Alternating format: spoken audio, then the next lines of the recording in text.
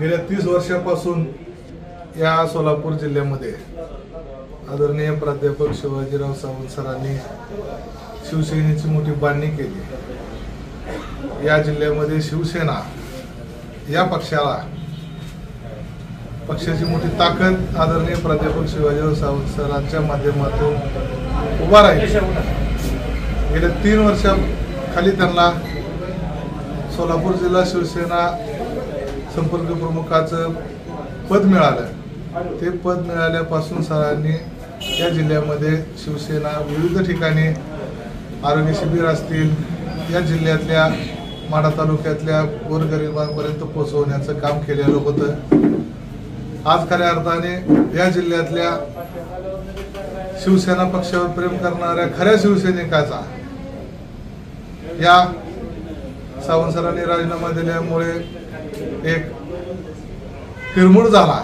अगर त्याचं एक मनोबल खचलं असं म्हणलं तर चुकीचं ठरणार नाही, कारण पक्षाची परिस्थिती या जिल्ह्यातली आपण आता पाहत असताना गेल्या 3 वर्षापासून सरांचं काम हे खरंच आदरणीय प्राध्यापक शिवाजीराव सावंत सरांचं कौतुक करायचं होतं, पण काही या जिल्ह्यातल्या या तालुक्यातल्या शिवसेना संपवायची ज्या लोकांनी सुपारी घेतली त्यांनी चुकीचा मेसेज वरिष्ठांपर्यंत पोहोचवला असावा आणि त्या त्रासाला कंटाळून आमचे नेते आदरणीय प्राध्यापक शिवाजीराव सावंत सरांनी आज राजीनामा दिलावा असावा असं मला स्वतःला वाटतंय। कुठं तर शिवसेना संपवण्याची सुपारी घेतल्याचा आरोप आपण करताय, नेमका निशाणा कोणावर आहे? या तालुक्यातली काही नेते मंडळी आणि जिल्ह्यातली काही नेते मंडळी आता नवीन ज्या लोकांनी मागच्या विधान परिषदेच्या टायमाला लोकसभेच्या टायमाला शिवसेना पक्षाला विरोध केला, जो शिवसेनेचा विरोधी पक्ष असणाऱ्या राष्ट्रवादी पक्षाला मदत केली, अशी लोक या शिवसेनेच्या विचाराचा उमेदवार या तालुक्यातला जिल्ह्यातला पाडून आज शिवसेनेमध्ये ज्यांनी प्रवेश केला त्याच लोकांनी सुपारी घेतलेली आहे। मग एकीकडे संजय कोकाटे यांचं नाव आहे, महेश साठे आहेत, नेमका आक्षेप कुणाचा वर आपला? काल आमची मीटिंग झालेली आहे, त्या मीटिंगमध्ये आमचे आदरणीय नेते प्राध्यापक शिवाजीराव सावंत सरांनी आम्हाला सगळ्या कार्यकर्त्यांना सूचना केली की कुणाचंही नाव तुम्ही घेऊ नका। आता तुम्हाला आम्हाला सगळ्या तालुक्याला ह्याची जाण आहे की आता पक्ष खऱ्या अर्थाने या पडायचा प्रयत्न कुणी केला। आता जे तुम्ही नावं घेतली कदाचित ते लोक असू शकतात याच्यामध्ये। मागचं इलेक्शन झालं त्यावेळेस आम्ही शिवसेनेचं काम केलं, लोकसभेला काम केलं। आता ज्या लोकांनी शिवसेनेमध्ये प्रवेश केला तेच लोक यासाठी कारणीभूत ठरतायत असं मला वैयक्तिक वाटतंय।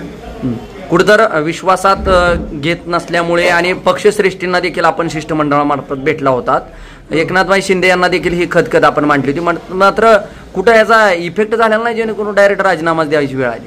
गेल्या 3-4 महिन्यापासून आम्ही आदरणीय या राज्याचे उपमुख्यमंत्री एकनाथ शिंदे साहेबांना संपर्क साधत होतो, आम्ही पुन्हा भेटलो होतो। अशा काही जिल्ह्यातल्या हालचाली होत्या त्याविषयी आम्ही साहेबांच्या कानावर घातलं होतं, पण 4 महिने आम्ही थांबून सुद्धा ह्याच्यात काय बदल दिसत नाही। त्यामुळे आदरणीय आमचे नेते प्राध्यापक शिवाजीराव सावंत सरांनी हा निर्णय घेतला असा। कुठतर यामागे जिल्ह्यात हस्तक्षेप होण्यामागे मंत्री भरतशेठ गोगावले यांचा हस्तक्षेप आहे असं म्हणायचं? भरतशेठ गोगावले हे या राज्याचे मंत्री आहेत, राज्यभर त्यांचा शिवसेने पक्ष वाढवायचा त्यांचाही प्रयत्न असेल, कुठंतरी त्यांना काहीतरी चुकीचा मेसेज या जिल्ह्यातल्या नेते मंडळींनी दिला असावा। याच्या पुढची भूमिका काय असणार आहे? याच्या पुढची भूमिका जो निर्णय आमचे नेते प्राध्यापक शिवाजीराव सावंत सर घेतील त्या निर्णयामागं या तालुक्यातला या जिल्ह्यातला शिवसैनिक आणि पदाधिकारी हा राहणार। कुठेतर जिल्हा परिषद आहेत, नगरपालिकेच्या निवडणुका आहेत, पंचायत समितीच्या निवडणुका जाहीर होत आहेत, एकीकडे शिवसैनिक म्हणून तुम्ही कायम राहणार आहात, मात्र यामध्ये देखील कुरकुडी झाली तिकीट वाटपामध्ये वगैरे, तर काय याच्या पुढची कारवाई काय असणार? जो निर्णय आमचे नेते आम्हाला देतील त्या निर्णयाप्रमाणे त्यावेळेची वाटचाल चालू। कुठेतर आज वेदना येते, मागील 3 वर्षापासून पदावर न्याय देणारे सावंत सर आज पदापासून मुक्त होत आहेत, कुठेतर वेदना आहेत? गेल्या 3 वर्षाचा विषयच नाही, या जिल्ह्यामध्ये शिवसेना पक्ष प्राध्यापक शिवाजीराव सावंत सरांनीच वाढवलेला आहे। 30 वर्षाच्या वेदना आहेत, ह्या 3 वर्षाच्या वेदना नाहीत। ज्या माणसांनी सायकलीवर फिरून वाडे वस्त्यापर्यंत शिवसेना पोचवली.